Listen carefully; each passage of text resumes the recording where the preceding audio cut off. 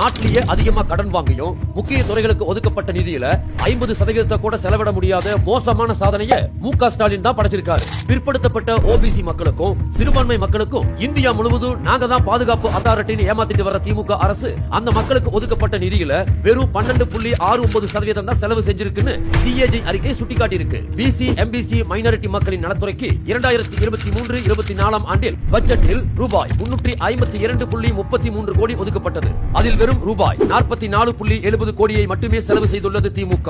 சுற்றுச்சூழல் நலத்துறை, தொழிலாளர் நலத்துறை, திட்டமிடுதல் துறை, கால்நடை பராமரிப்பு, மீன்வளத்துறை, ஓபிசி மற்றும் சிறுபான்மையினர் நலன், நிதி, எம்எஸ்எம்இ நிறுவனங்கள், போலீஸ், வணிகம்னு 10க்கும் மேற்பட்ட துறைகளுக்கு ஒதுக்கப்பட்ட நிலையில 50% குறைவா செலவு செஞ்சிருக்கு திமுக. முதல்வர் ஸ்டாலின் நேரடி கட்டுப்பாட்டில் இருக்கும் காவல்துறைக்கு ரூபாய் 21.55 கோடி நிதி ஒதுக்கி இருக்கும் நிலையில் 3.88 கோடி மட்டுமே செலவு செஞ்சிருக்காங்க. குற்றவாளிகள் தான் போலீஸை ஏமாத்துவாங்க.